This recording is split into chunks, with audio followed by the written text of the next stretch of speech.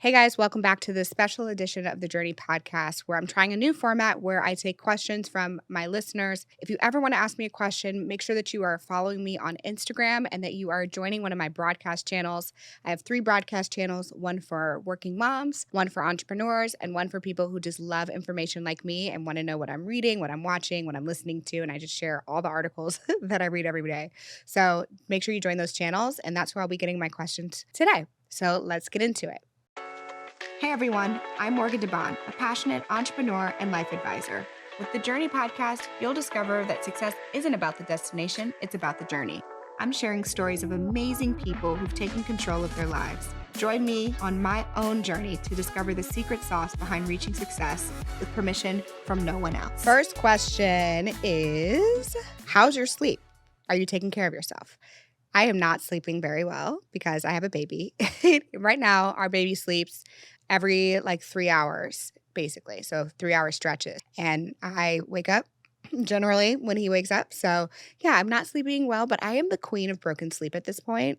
I think all moms and new parents are super people because I don't know what y'all were doing before and how I didn't know how sleep deprived you all were, but now I'm one of you. So it's working itself out. I'm hopeful that he'll sleep soon. Someone asked me also if we were sleep training. We do nap training. He sleeps independently for naps, but for sleep at night, no, not really. He's still young, I think, for sleep training. So we'll see. We'll see what happens as he gets older. Okay, next question. How in the hell do you start investing in stocks? Point me in the right direction. Okay, so I've been investing in the stock market since I was 13 years old. Here's my general advice for someone who is just getting started in the stock market. It can be really sexy and really trendy for people to recommend individual stocks, for people to try to game the stock market in the system. But the data is pretty clear that the best stock investing strategy is just to invest in the S&P 500. Even the best investors in the world, all of them, basically say, yes, you can try to pick stocks, but really the S&P 500 is going to give you the best bet. And oftentimes when you look at the data, even their own funds just barely beat the S&P 500. So if you want the low lift, work smart way, my suggestion is to just invest in a low cost fund that follows the S&P 500. And when I say low cost, I mean you want a fund that doesn't take a lot of fees out because that's just money that you're giving away to the fund managers when really they're following a very simple investment principle. So that's my suggestion. No fancy advice. Yes, you can take all the classes. Yes, you can hire all the gurus. You can read all the books. But the work smart way would be just to put your money in the S&P 500. You heard it here from me. How can I submit a proposal to partner with you and AfroTech? Well, partnering with me is different than partnering with AfroTech. If you want to partner with AfroTech, you can go to afrotech.com. AfroTech is a huge community, and we love working with people within our community to get things done. So everyone from our vendors to the food trucks to the speakers, a lot of that comes from community submissions. So every year we run a process where people can submit to be a speaker or to partner with us. You just have to actually follow the process, which is to go on the website and fill out the form and to do that before the deadline. And usually it kind of works out. Now, how to partner with me, that's a different story. That's not really available unless you're a brand, but this person's not a brand. So sorry, I'm not available for partnerships at the moment. What would you tell your 13-year-old self? Well, 13 years old was 7th grade for me. I was really nerdy. I had braces at the time. I was making a transition from going to a majority white school to an all black school in the city in St. Louis. I went to a magnet middle school. And I spent a lot of time discovering my blackness because I grew up in the burbs. And I remember distinctly coming home from school. And it wasn't that I was coming home from school doing my homework. I was coming home from school and asking my mom how to do double dutch because I wanted to participate in the early morning care. The girls were doing double dutch and I didn't know how to do it. And I was terrified to jump in. So I would say to my 13-year-old self that being black isn't just one thing. I think I felt just such a fish out of water when I made that transition. And I spent a lot of time and energy trying to fit in, so much so that even one time I wound up in the principal's office and got suspended, which is wild because I stole candy from the substitute teacher's desk to redistribute it to the class because I wanted to be liked that bad. So I would tell her, girl, it's fine. Stop worrying about all these little kids and just be you. You're already black. You don't need to prove your blackness. Just be who you are. Next question from the audience. Let's see. Is having a business partner necessary for growing a business? Absolutely not. Having a business partner is not necessary for growing a business. However, I do think having a business partner is helpful for growing a business. And the reason is your business is going to change depending on the market, depending on the world, depending on what's happening and how your product or service is received. And having a business partner is less about them contributing their unique skill set, which is important, but an employee can do that. But having a business partner is about being able to have someone to talk to, having somebody to think through the next moves that you want to make, having someone who can, when you're at a low point in your life or where you need to slow down your pace, they can speed up. Or when they're speeding up, you're able to match their energy. My business partners have been people who are not only my friends, but are people who have helped sustain this journey of entrepreneurship for me and me for them as well. And I think that having people in your life that can do that at work can be really helpful in having a successful business or having a successful venture. The one thing about having a business partner is that it is another person's opinion. You know, you have to take in consideration somebody else, and that can also be its own negotiation. So you got to do what's best for you. But for me, when I start a business, I tend to try to start it with other people. Okay, this is a good question. I get this question a lot. How do you properly manage multiple brands under a parent company? So there's kind of two brand philosophies that I have when it comes to expanding your portfolio. One is you can have a house of brands, which is like P&G, right? There's no brand that we all consume called P&G. P&G is the house, and then there's brands underneath it. And then there's a branded house where you would have like AfroTech is a branded house, if you will. We have AfroTech Executive, AfroTech the conference, AfroTech the website, AfroTech the newsletter. They don't all have their own different brand names because we want it to all be a part of the same community that we're serving, and we want to leverage the brand equity to make it easier for people to adopt new products. And that's really the key decision making thing that you need to have is it better for your business for people not to know that you own all these things and that you can leverage the same centralized resources, HR, finance, supply chain, whatever, but you want to reach different consumers? Or are you going deep within a consumer and you want them to adopt multiple brands as a part of your business model? That's the key decision when you're deciding if you want to have multiple brands in your portfolio and if you want it to be a branded house or a house of brands. What is my tech stack and what are structures that have made my business more streamlined? Okay, my tech stack is very straightforward. When I say tech stack, I mean the set of technology that I use in my day-to-day life to run my business. Number one is Gmail. I use Gmail all day, every day. I have automated filters and folders so that certain conversations or certain people automatically go into folders. And then I use my inbox as a to-do list. So I use things like I mark things as unread if I know I have action that I need to take in that email. So I'll read it and be like, I got to actually respond to this. If I can't respond in less than 30 seconds, then I don't do it. I wait until a more appropriate time. So I mark it unread and then I get back to it. I use Google Calendar for my entire life. So I have a Google Calendar for my family. I have a Google Calendar for my work. I have a Google Calendar for all of my side businesses. And so that master calendar is really comprehensive. We use Slack for internal communication. It's very rare that someone within my company will email me. And if they do, it's usually some sort of formal communication, like a weekly email report or an HR update. But if it's a question or some sort of dialogue is required, then that's usually happening in Slack. So we'll either make a special channel for something that's temporary, like a project, or we'll have just group messages or individual messages in Slack. And that's really helpful. And Slack is also integrated to all my other tools. So a lot of times I'm just working in Slack and I can just use the automations to make a new Asana card or to respond to something in Lattice, which is another tool that we use. We use Lattice, which is an employee engagement tool, but I use that for my one-on-ones. And also that's where all of our employee reviews are. So I'm in there a lot, just kind of seeing what's going on, both good feedback, opportunity feedback. And that's a really cool tool. If you have a company, I would say over like 15 people, something you could consider for employee engagement. I use Asana for project management. Oh, and Salesforce, of course, for sales management and all of our leads. We use HubSpot as well for sending out our corporate newsletters. We use a lot of technical tools on the ad operations side, but you guys, that's boring. You don't want to know all those tools. So that's it. Pretty straightforward. WordPress is what Blavity's built on top of, if you're curious. How do you make concrete decisions while being overly creative? So I have this framework that I call the DRIP framework. I've talked about it before, but it's basically a decision-making framework to help me make decisions faster. So it stands for define. That's the D. So you define what are you actually making a decision for. So even as a creative, you still have to make decisions. So define the decision that you're making so you're not overwhelmed and trying to make actually 10, 20, 30, 40 decisions all at once. What is the actual root decision that you need to make? Like keep asking yourself, well, why do I need to make that decision? Well, why do I need to make that decision? Well, why do I need to make that decision? So keep asking yourself why until you get to the root. Then there's the R, which is research. So then I go and I research kind of what's the data behind everything, what's the information I need to know to make this decision. The I is imagine. So I imagine all of the possibilities that could happen. That's where the creativity comes in. I imagine the worst case, the best case. I imagine the if I don't do this, what happens, which is called an opportunity cost. Like, what's the cost of doing this or not doing this? And then the P, I make a decision, the drip method. I ultimately just pick and I make a decision and I move on. I try not to perseverate, especially as someone who is a creative, who creates things. You can spend a lot of time thinking and rationalizing and intellectualizing things.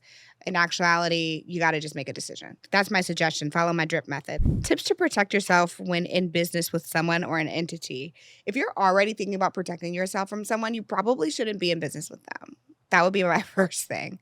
Like trust and integrity in business is so incredibly important. And usually, if your gut is already saying, how do I protect myself against this downside? Then it's probably already like a loss for you, to be honest. That being said, if I'm ever entering some sort of contract or negotiation in which I actually need to protect myself or protect my business, the first things first is I try not to negotiate for myself. I let somebody else negotiate those contracts, even if behind the scenes I'm the one saying yes or no to certain decisions, because it can be helpful to have someone in between you and the person you're negotiating with, especially if you need to continue to work with that person. So you're kind of prolonging that business relationship or the friendliness because you're not the bad guy. It's the person in between, but you're still getting what you want. Oftentimes in business, I think people really try to be nice.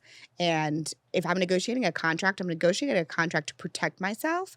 And therefore, I should not try to be nice in the contract. I should do the best that I can to get my best outcome in this contract. So my suggestion would be to try to get somebody else to help negotiate for you or on your behalf so that you can let go of any of those kind of people-pleasing tendencies or awkwardness, and you can get the best deal possible.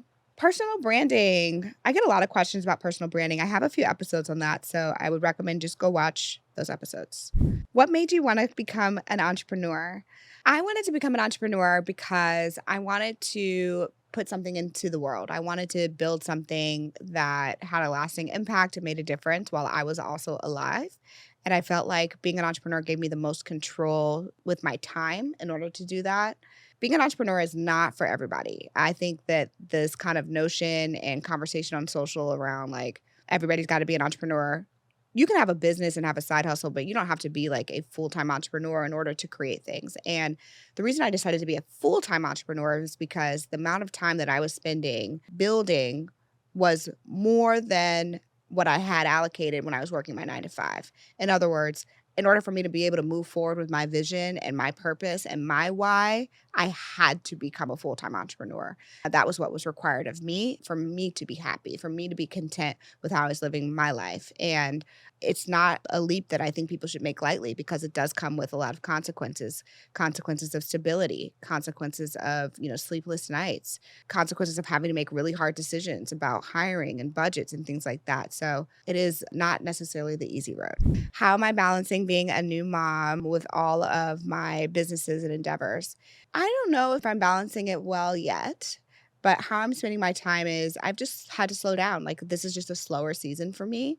I'm saying no to a lot more things than I used to say no to because the opportunity cost of leaving the house or leaving my baby is much higher than it was when I had nothing to leave. So in some ways, it's simplified my life quite a bit because the answers are more clear. And I don't perseverate as much about should I do this? Should I do that? Should I do this? Should that? There's really no more shoulds. It's I am doing this or I am not doing that. And I don't feel the pressure of the shoulds as much. The other thing is I am spending so much more time actually, I think, being balanced because now I'm responsible for another person. And I mean responsible for another person in the truest sense. Like he cannot exist without me providing space, safety, food for his existence. He's completely an innocent person. And so that means I feel more responsible for taking care of myself. And I feel more responsible for how I'm operating and my safety. I mean, I don't think I've looked across the street to cross the street as many times as I have now that he's in the world because I'm like, I cannot get hit by a car. I'm putting on my safety belt. I'm just a less risky person because I feel more responsible for other people. And that mental energy is exhausting sometimes. And so I'm giving myself the space to feel that way, and it's okay. And so I am actually doing less than I was before, even starting on the journey of motherhood. And yet, what I'm finding is I'm actually much more impactful with the time and the energy that I'm spending on the things that I do every day. I didn't need to do all the things I was doing. I didn't need to do them. They weren't moving the needle one way or the other. They were just things that were being done. And so I am being more impactful with how I spend my time in this slower pace of life. I feel like being a mom and being a parent, it's not even just motherhood. I would say just being a parent, like you just have to figure out everything out much more than you do when it's just you. If you had to start over, how would you start a media company in 2024? If I had to start over and decided to start a media company, which I would not do in 2024, but if I had to, what I would do is it actually would probably be a media company centered around me as an individual because people and brands are merging so much more today than they were 10 years ago. And some of the biggest media companies are actually people or centered around personalities like Joe Rogan, or Call Her Daddy. These are individual people and they have giant media empires behind them. And Charlemagne, right? Charlemagne the God. He's got an entire podcasting network. He's got a publishing imprint. And yeah, I think I would potentially start more of a brand that was me. And that would be my recommendation is like build up your audience, build up your brand, and then build businesses around that as opposed to building a house of brands and then trying to figure that out. It's much harder to do that in today's environment because the platforms like Facebook, Twitter, Instagram, etc., are changing so much. So distribution is much more challenging and it's much more noisy than it was 10 years ago. What do you recommend for burnout? One, if you're burned out, part of burnout is actually realizing that what you're experiencing is burnout. A lot of times we try to rationalize like, oh, I'm just sick, or like, oh, like I'm tired, or oh, I'm feeling exhausted, or oh, I don't feel like I actually have a feeling about anything right now. I just literally feel like nothing towards work, towards life, towards anything. That is often what burnout feels like. We say this word burnout, but it's not about the burnout. It's about how you're processing life and your lack of enthusiasm towards things, or even your like resentment towards work or your resentment towards life. And when I feel that way or I feel those creeping feelings, I do what I call a hard reset. I spend time somewhere else. I try to change my environment, whether that's a staycation at a local hotel, whether that's a walk. If I need to be as dramatic, I'll go to Costa Rica or I'll change cities entirely. Like figure out how you can reset that feeling for yourself and give yourself space to kind of rebalance your energy and rest, and for some people, rest might just mean taking a bath. For some people, rest might mean going on a sabbatical for 6 months, but figure out what it means for you. And I would say if you get to the point where it needs to be a sabbatical or it needs to be a trip to Costa Rica, you're probably waiting too long, and try to incorporate rest as a part of your routine in a more like continual basis so that you never get to a point where you wind up in the hospital, because you're so burned out. Alrighty, last questions. How can I cheaply market a product to users? Okay, so if you are trying to market a product to users, there's a few things you can do. One, you can post on the internet. You post on Instagram, you use social media as a free way to test if people are interested in your product or service. The other thing you can do is you can actually run Facebook ads. And you don't actually need a lot of money to run Facebook ads. We typically think of Facebook as like a platform people don't use, but that's just not the case. Facebook is still the biggest platform in America, and there's millions and millions of millions of people that use it every day. So it's a really good place to reach a bunch of people. And the reason why I want you to do ads is because you can run a hypothesis with your ads. You can target specific demographics, different audiences, people with different interest groups, and that can help you get a lot of information really, really quickly so that you're not wasting time. Time is really your most precious asset. And what I see happen when people are building a product or building a business They have this idea and they spend so much time working on it without getting any market feedback, and they don't actually know if they have product market fit at all. And my perspective is if you're not slightly like embarrassed of your first version, then you probably waited too long, right? And people have said this before, right? But like I really believe that. When I was launching More Matcha, my matcha brand, we shipped out the first 50 products and I just shipped them from my house and a few of them broke. And that was okay because what happened was I then improved our packaging. If I had waited another like 3 to 6 months to test it, it still probably could have gotten messed up, but I had waited 3 to 6 more months. So fail fast and test early and use your resources to get your product out there as quick as possible and get feedback. And then don't have an ego about the feedback that you receive. I mean, that would be the other thing, right? Like, what happens when you do get the information back and it's not great? Change. Don't just keep going up against the thing because you believe it should exist in that way. Actually change the product, change the offering, change the marketing, change the positioning, change the pricing until you get it right. And you'll know you get it right when it sells itself. That's when you know you get it right. All right, y'all. Hopefully you enjoyed this AMA. Join me on social, and I'll see you next time on the journey. Bye. Thanks for listening to the Journey podcast. If you enjoyed this episode, make sure you leave a review and head to our Instagram and YouTube to leave a comment. I look forward to hearing how this podcast has made an impact on your own journey.